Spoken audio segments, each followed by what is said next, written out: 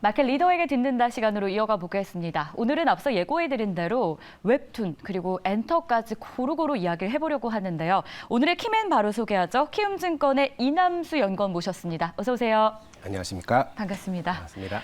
여러 분야를 다 다루고 계시더라고요. 웹툰, 네, 엔터, 레저, 미디어, 와. 광고, 콘텐츠 다 하고 있습니다. 좋습니다. 네. 오늘 정말 많은 이야기들을 저희가 들어볼 수 있을 것 같은데 주제부터 화면으로 공개하겠습니다. 자, 오늘의 주제는요. 웹툰과 엔터, 굴뚝 없는 주력 산업으로 국내에서 글로벌 시장에서 우리나라가 떠오르고 있습니다. 자, 일단 글로벌 웹툰 시장이 빠르게 성장하고 있다고 하는데 웹툰 시장부터 좀 점검을 해주실까요? 웹툰 시장은 현재 빠르게 성장하고 있는 산업이 맞아요. 글로벌 중에서도 만화 시장 중에서도 40% 초반까지 성장 속도가 매우 빠릅니다. 우리나라 알려져 있는 기업들이죠. 네이버, 카카오가 네. 글로벌에 플랫폼 진출을 하면서 이 성장 속도가 굉장히 빨라졌고요.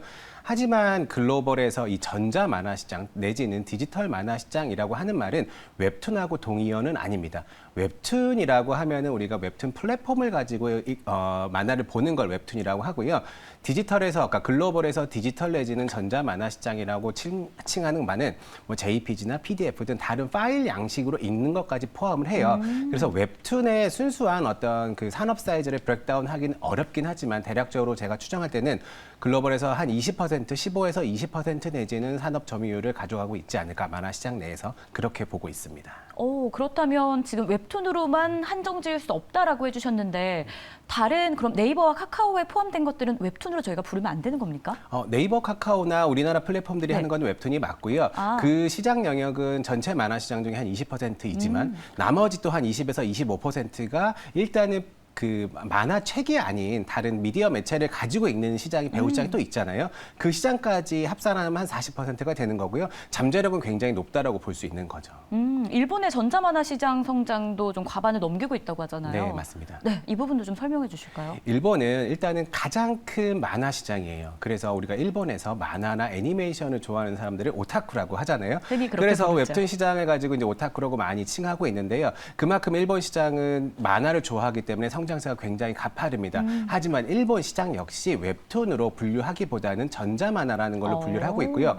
지금 60%까지 올라왔습니다. 이 모습 굉장히 좋은데요. 향후에 일본은 저희가 이제 웹툰 시장 하면은 컨텐츠가 향후에 글로벌 유저에게 더욱더 많이 뻗쳐져야 되는 산업 중에 하나예요. 근데 일본이 가장 많은 작품들을 가지고 있기 때문에 특히나 일본에서 거대 출판사들이 웹툰 플랫폼에 진출하고 있습니다. 미국과 일본에서 진출하고 있기 때문에 웹툰 시장은 일본만 가지고도 성장 동력은 충분하다라고 판단할 수 있어요. 네, 그렇다면 국내 웹툰 글로벌 시장에서 이 강한 입지를 계속해서 이어나가려면 이 국가를 잡아야 되지 않나라는 생각이 듭니다. 바로 대소비국인 중국인데 과연 중국에 대한 전망은 어떤지 과연 잡을 수 있을 것으로 보십니까?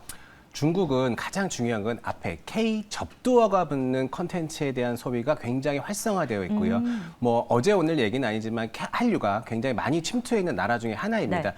하지만 중국이란 나라의 특성상 플랫폼이 현재 직접 들어가는 거는 조금 조심스러운 면들이 있어요. 그리고 중국은 합작회사를 통해서 많이 들어가는데 우리나라 웹툰 산업이 지금 성장하고 있는 그런 주된 이유 중에 하나가 플랫폼 회사들의 공격적인 투자입니다. 그래서 중국은 플랫폼 회사들이 아마도 중국 현지에 있는 대규모 IT 기업들과 협업을 맺을 거라 좀 보고 있는 거고 그렇게 해서 전방 시장이 확장이 되면은 아마 우리나라 CP사, 컨텐츠 프로바이더라고 하거든요. 네. 컨텐츠를 제공하는 회사들한테는 더욱더 기대가 있을 거라 보고 있습니다. 실제적으로 우리나라가 가장 웹툰을 많이 수출하는 나라는 일본이긴 해요. 근데 반대로 수입하는 나라는 중국입니다. 그러니까 중국의 웹툰이나 만화 시장도 충분히 사이즈가 있기 때문에 향후에 우리나라가 재밌는 만화를 가지고 중국의 현지 기업들하고 진출한다고 하면은 승산이 있는 게임이죠. 좋습니다. 그런데 중국뿐만 아니라 사우디도 이야기가 많이 나오더라고요. 국내 뭐 웹툰이라던가 게임 관련해서 K 콘텐츠에 대한 관심이 굉장히 높은 나라로 떠오르고 있습니다. 과연 이 사우디가 이렇게 관심을 갖는다라는 부분 저희가 무엇을 좀 주목해 보면 좋을지. 사우디가 네. 일단은 투자를 함에 있어가지고 웹툰 산업이라든가 컨텐츠 산업의 밸류체인의 배경을 조금 설명을 드리면 일단은 컨텐츠를 만들기 위해서는 무조건 자본이 필요합니다. 그리고 투자 금액이 필요한데요.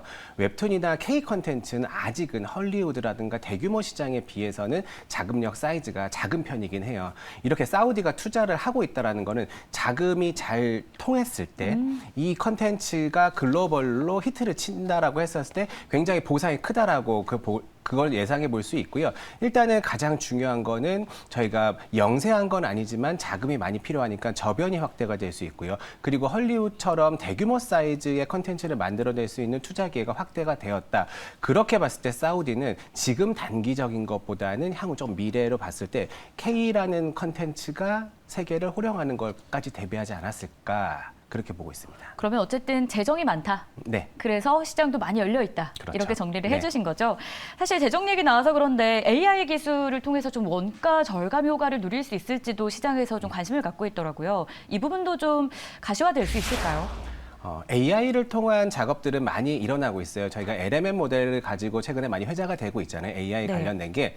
근데 웹툰 산업에 좀 국한을 지어보면은 웹툰 산업 중에 가장 중요한 크리에이터는 그림 작가입니다. 선화 작가라고 하는데요. 어쨌든 만화로 그려내야 되는 게 가장 중요하잖아요. 근데 이게 AI가 접목이 되었을 때는 어찌 보면은 좀 통일성이라든가 일관성에서는 좋은 모습을 그리고 웹툰 작가가 되고 싶은 분들의 문턱을 낮춰주는 면은 있지만 아직은 충분합니다. 글로벌로 한국 분들만 웹툰을 그리는 건 아니고요. 일본에 있는 만화 작가도 있고 중국, 동남아에도 충분히 웹툰 작가로서 성장하실 수 있는 분들은 많아요. 근데 아직 네. 좀 전에 말씀드렸던 것처럼 웹툰 작가가 되고 싶은 분들의 문턱을 낮추는 영향은 충분히 있다. 하지만 이게 뭐 충분하게 크리에이팅이 되면서 뭐 원가를 낮출 수 있는 부분까지는 아직은 좀 멀었다. 라고 판단하고 있습니다. 장점도 있지만 저희가 지금 궁금했던 원가 절감 효과는 아직은 좀 네. 먼 이야기다라는 맞습니다. 부분도 체크하도록 하겠습니다. 자, 그럼 국내 웹툰의 글로벌 시장에서의 성공 전략 어떤 점이 있었길래 이 성공을 할 수 있었는지 그 포인트를 한번 짚어볼까요? 일단 우리나라 웹툰은요. 네. 다른 컨텐츠하고는 조금 다르게 플랫폼 회사가 먼저 플랫폼을 만들고 진출을 했어요. 오, 이게 그 인터넷 플랫폼을 분석하는 용어 중에 CPND라는 단어가 있거든요. 네. 컨텐츠, 플랫폼, 네트워크, 디바이스. 제가 이거 공부해왔는데 질문하시면 대답하려고 했는데. 맞습니다. 이 CPND가 굉장히 중요한데요. 웹툰은 디바이스가 변한 거죠. 만화 책에서 스마트폰으로 변했기 때문에 플랫폼이 어찌 보면 성공할 수 있었던 거예요. 그런데 저희가 뭐 드라마 시장이라든가 음악 시장을 비교해 보면은 플랫폼 얘기나 디바이스 얘기는 나오지 않습니다. 앞에 있는 컨텐츠 얘기가 훨씬 더 많이 맞아요. 나오고 그게 수익성이 좋아요. 그럼 웹툰 플랫폼이 성장을 하려면 컨텐츠 드리븐 되는 인더스트리가 돼야 되는 거죠. 근데 아까 말씀드렸다시피 처음에 만들었던 회사들이 콘텐츠 회사는 아니라는 거죠. 그러면 플랫폼이 어느 정도까지 성장을 했습니다. 이제부터는 콘텐츠가 역할을 해야 될 때라고 보고 있어서 저는 우리 IP 홀더라고 얘기하는데요. 우리가 이제 TV 방송을 할 때 드라마 제작이나 이런 거를 했었을 때 드라마 제작사들이 스타 작가분들을 많이 영입을 했습니다. 네. 우리 드라마 하우스만의 색깔을 보여줘야 되니까 그런 스타 작가분들을 영입을 했거든요. 웹툰도 비슷할 겁니다. 저희가 투자 금액이 들어가야 되는 거는 분명해요. 하지만 우리 플랫폼의 색깔이 명확하거나 나의 제작 스타일을 명확하게 드러낼 때는 스타 작가분들이 필요하고요. 이것뿐만 아니라 제가 아까 선화 작가라고 말씀을 드렸는데 이게 선화 작가는 미술이나 예술적인 재능이 있으셔야지 좀 그림을 그리시기 좀 편하잖아요. 그렇다 보니까 신인과 아마추어를 개발하는데 좀 상당한 노력을 기울여야 됩니다. 그래서 이 스타 작가분하고 신인, 아마추어 작가분들을 기본적으로 해야 되는 거고요. 이제 K-드라마. K-웹툰, 이것들이 K-드라마가 K-애니메이션화 되는 IP를 가지고 다방면으로 활용할 수 있는 분야까지 저희가 처음부터 끝까지 나가는 모습들이 기획이 되면서 앞으로 좀 성장할 거라 보고 있는데요. 실제적으로 한 2025년까지 봤을 때 디지털 애니메이션이 가장 클 거라고 보고 있어요. 특히나 우리 웹툰은 만화잖아요. 만화를 가지고 드라마나 영화를 만든 것도 좋긴 하지만 일단은 애니메이션 시장을 공략을 하면 저희 요즘에 가장 히트하고 있는 뭐 슬램덩크라든가 네. 이런 영화 보시면 성인들이 볼 수 있는 영화예요.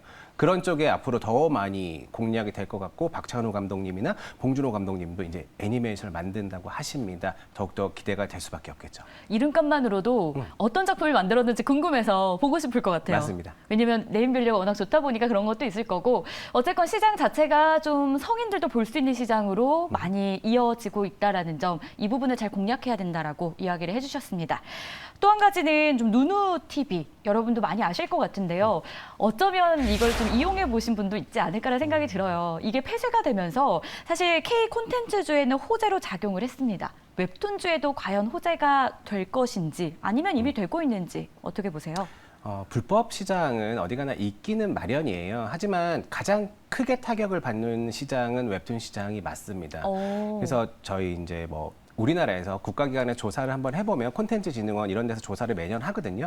한 달에 얼마만큼 웹툰에 대해서 결제를 하십니까? 한번 여쭤보면은 네. 75% 나 되는 분들이 1만 원 결제한다라고 말씀을 하셨어요. 이게 저희가 덕후 시장이라든가 오타쿠 시장이라고 칭하기엔 아직은 결제 금액 자체가 크지 않습니다. 아무래도 저희가 플랫폼에 락인하기 위해서 기다리면 무료라는 시스템을 들어보셨을 겁니다. 네. 기다리면 무료가 뭐냐면 하루를 기다리면 다음 편에 있는 웹툰을 무료로 볼 수 있게끔 이용권을 주는 시스템인데요. 이거 플러스 웹툰을 결제해서 보고 있는데 불법 시장까지 있다 보니까 아직은 무과금의 유저가 더 많은 상황이에요. 그래서 이런 것들만 없어지더라도 무과금에서 저과금으로 바뀌는 시장 되면 우리가 헤비 유저까지는 못 가더라도 라이트 유저만 되더라도 컨텐츠 시장은 조금 더 활성화될 수 있기 때문에 단기간에 이게 주가에 영향을 미치기는 아직은 어렵다고 봅니다. 하지만 이런 것들이 근절된다라고 하면 산업 성장에는 매우 도움이 되겠죠. 산업 자체에는 도움이 된다. 저과금이라 하더라도요. 네. 네, 시간이 걸려서 뭐 고과금이라고 부릅니까 그러면? 네, 헤비 유저라고 헤비 예, 유저. 그렇죠. 네, 그때가 될 때까지는 어쨌든 시장 자체가 좀 깨끗해진다라는 것 자체가 긍정적일 것이다라고 저희가 좀 이야기를 나눠봤습니다.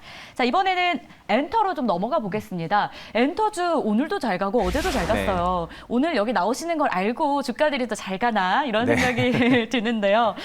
특히나 세븐틴 이야기를 좀 해보고 싶습니다. 세븐틴 역대급 성적을 냈고요. 르세라핌도 역시 훌쩍 커버렸습니다. 모멘텀이 넘치고 있는 하이브인데 실적도 뭐 잘 나왔잖아요. 네, 하이브가 이제 어저께 실적 발표를 했고요. 저희가 이제 1분기는 보통 아티스트 비수기라고 얘기를 그렇게 합니다. 부르더라고요. 왜냐하면 이제 연말에 각종 시상식을 다녀오고 그리고 전년 여름부터 시작해서 쭉 월드 투어를 하다 보니까 1분기에는 좀 휴식기를 갖고 다시는 2분기 때 활동을 하는데요. 근데 1분기에 나왔던 그룹들의 자체가 실적이 매우 좋아서 1분기 실적이 전년 대비 40% 이상 성장하는 모습을 보였습니다. 좀 전에 말씀하신 세븐틴은 저희가 초동 앨범이라고 하면 네. 발매하고 나서 일주일 동안 팔리는 앨범의 총합을 초동 앨범이라고 하는데요. 그것도 455만 장으로 기록을 세웠고요. 발매 당일에 판매하는 앨범이 399만 장이 나왔습니다. 이게 얼마나 대단한 수치냐면 지금 현재 네. K-팝 중에 가장 유명한 가수는 BTS가 맞아요. BTS가 갖고 있는 초동신 기록이 337만 장이었습니다. 337만 장인데 455만 장으로 와. 경신한 거죠. 하루 만에. 네. 하루 만에는 399만 장을 네. 팔았고 일주일 만에는 455만 장으로 저희 갱신을 했습니다. 초동 판매량은 대략적으로 쭉 그 앨범의 판매량을 전체까지 봤을 때 한 80% 정도로 감안하고 있거든요. 455만 장이 80%라고 하면은 뒤에 커질 숫자도 굉장히 크다라고 볼 수 있고요. 대단하네요. 세븐틴이 대단한 거는 이번에 앨범을 내면서 1분기에 앨범 신보가 발매되기 전에 구보, 그러니까 예전에 나왔던 앨범을 이제 사모으는 팬들이 있으세요. 왜냐면 네. 새로 내가 팬이 됐다라고 하면 과거의 앨범 어땠는지 되게 궁금하잖아요. 그것도 120만 장 넘게 팔렸습니다. 와. 네, 이런 좋은 성적이 있다 보니까 하이브 실적이 좋았고요. 좀 전에 말씀하신 르세라핌은 어제 앨범을 냈어요. 이제 네. 102만 장 냈는데 기존의 블랙핑크가 갖고 있었던 100만 7천 장인가요? 요 기록을 넘어서서 K-팝 걸그룹 중에서는 첫날에 발매한 앨범 단독 1위가 됐고 여기 BTS 솔로들도 앨범을 발매를 했습니다. 지민과 슈가가 발매를 네. 했고요.